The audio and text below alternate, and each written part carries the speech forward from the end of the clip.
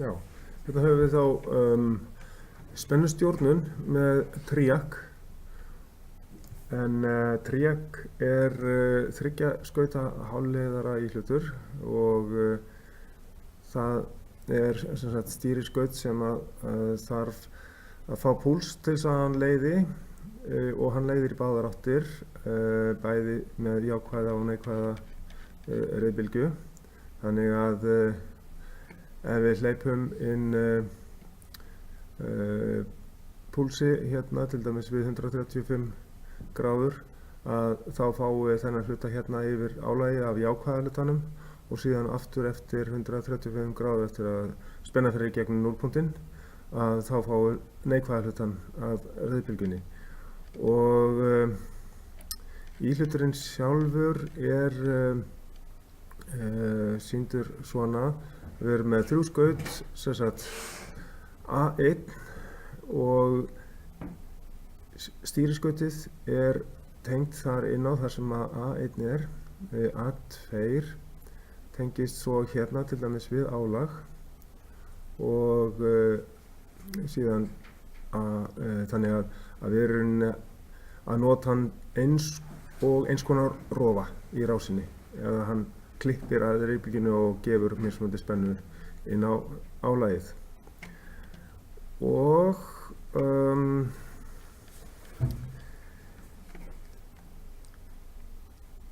ef að væri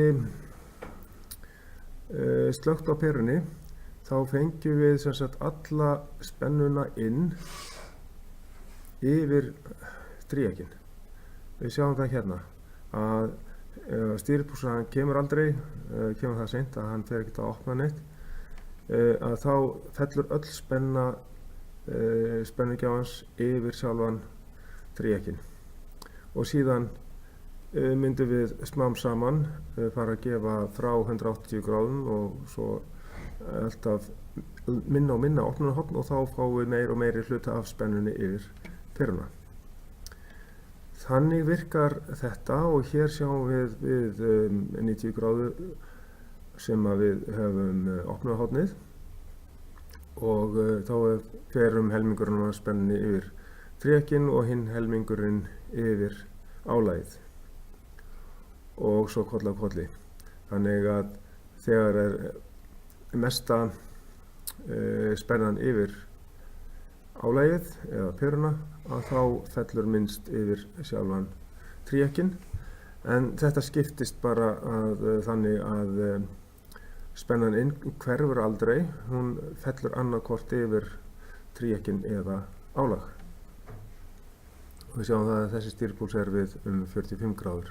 Þannig að þá mikið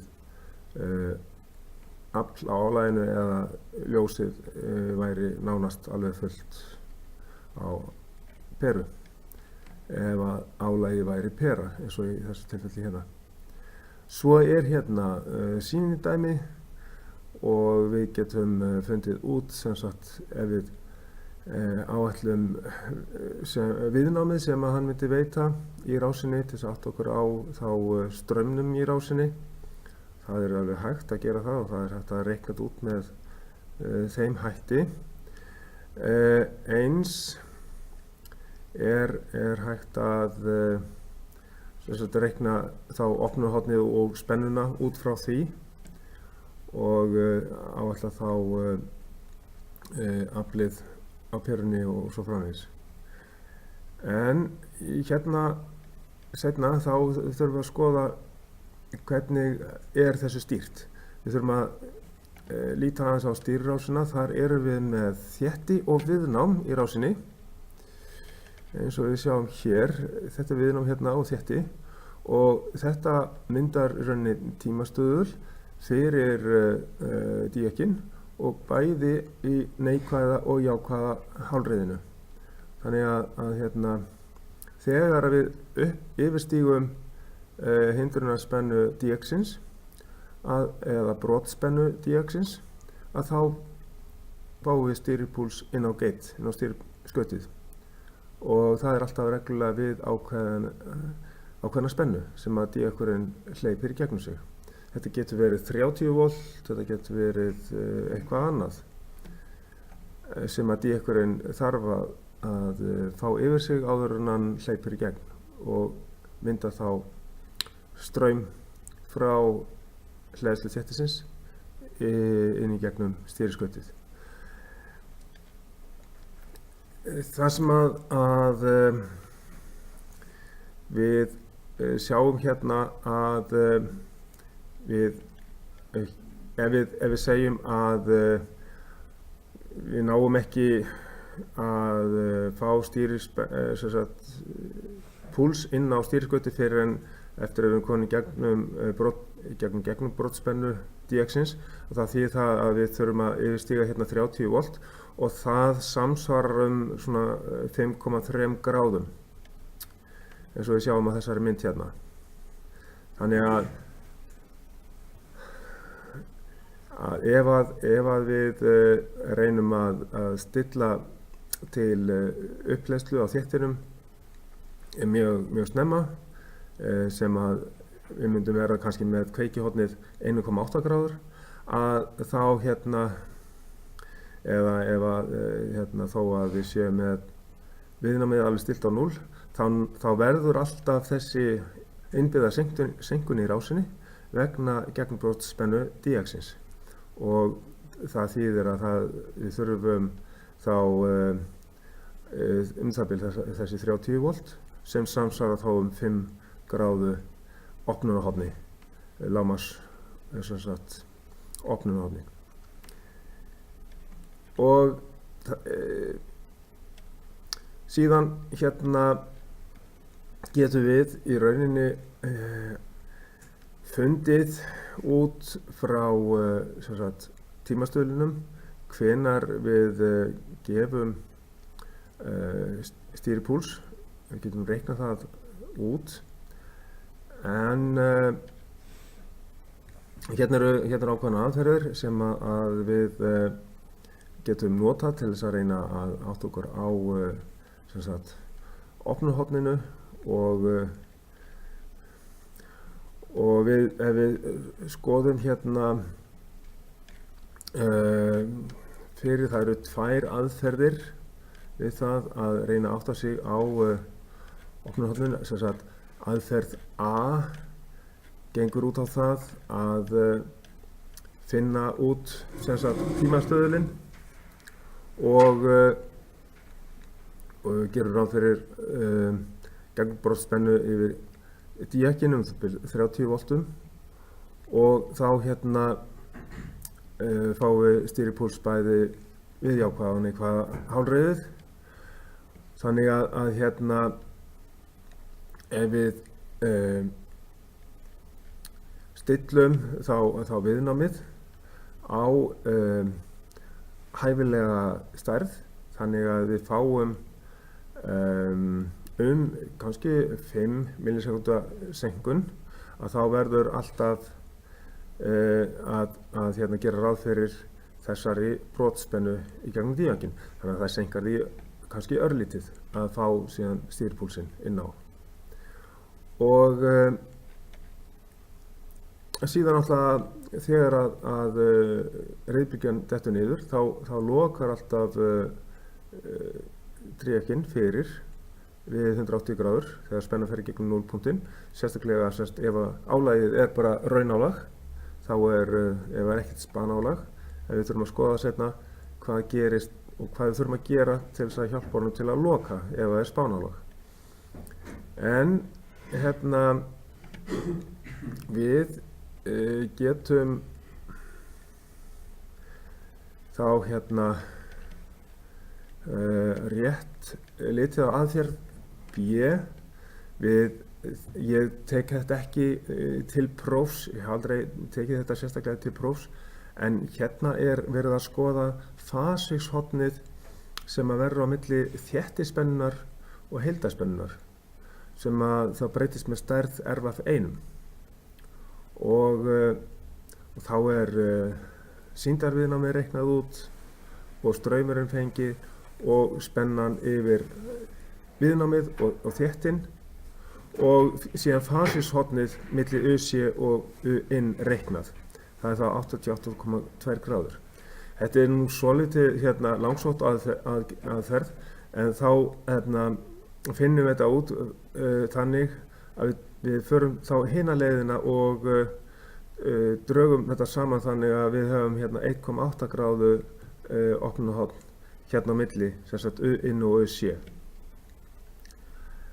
En ef við erum stilt á eitthvað annað, eins og ef við erum stilt á 200 kílóum viðnámið, þá fáum við aðra setu. Við vorum með setu 31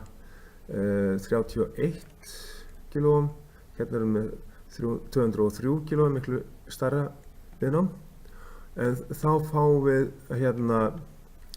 mun minna horn á milli, 9,1 gráðu. En nú þurfum við að fara hina áttina, sem sagt, og taka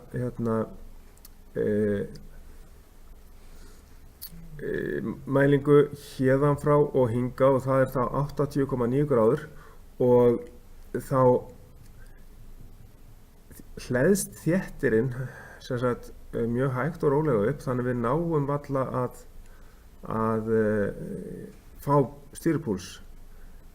Hann kemur eiginlega bara rétt 180 gráðurnar, þannig að við fáum ekkert spennu á álagið, svo að við getum þá kveikjum við í rauninni ekki á træefnum. Þannig þetta reynt að nálgast með þessum tveimur aðferðum, við að skoða sem sagt í þessu B fasvikið þarna á milli.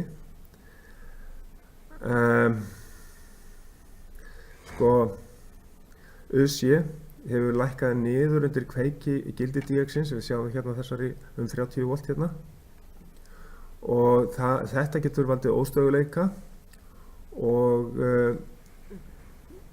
það gerir það sérstaklega ef við erum með 1 tímastöðul, eða þegar við reynum að kveikja á tréefni með stórt kveikihorn, eða þegar mjög dauft ljós á perunni, þá getur það flökt á perunni. En með því að vera með 2 tímastöðla, þá minkum við hættu á þessu flökti.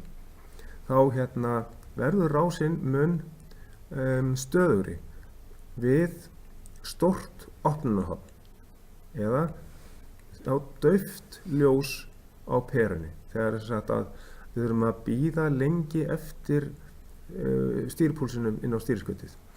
Þetta eykur stöðugleika rásarinnar, sem sagt að vera með tvöfalt sett af viðnám þétti. Þetta kallast 2 tímastöðlar, og þetta gefur ákveðið svona eftir hleðslu, þannig að rásinn verður stöðugri og við fáum ekki flökt þegar við erum með dauft ljós, til dæmis á perunni.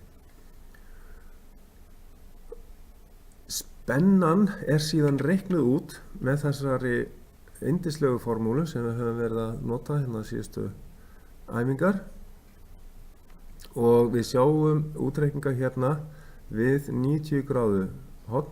Við þurfum að setja þetta opnunarhorn inn sem radíana, og við 90 gráðu þá hægt að gera það með segja pi deilt með 2, og þetta hér má hins vegar vera bara 90 gráður, 90 gráður en sínusinn af 180 gráðum er 0 þannig að með því að leiða þetta út, þá verður við 90 gráður, þá verður formúlan svona 230, eða spennan inn, sinnum rótin af hálfum.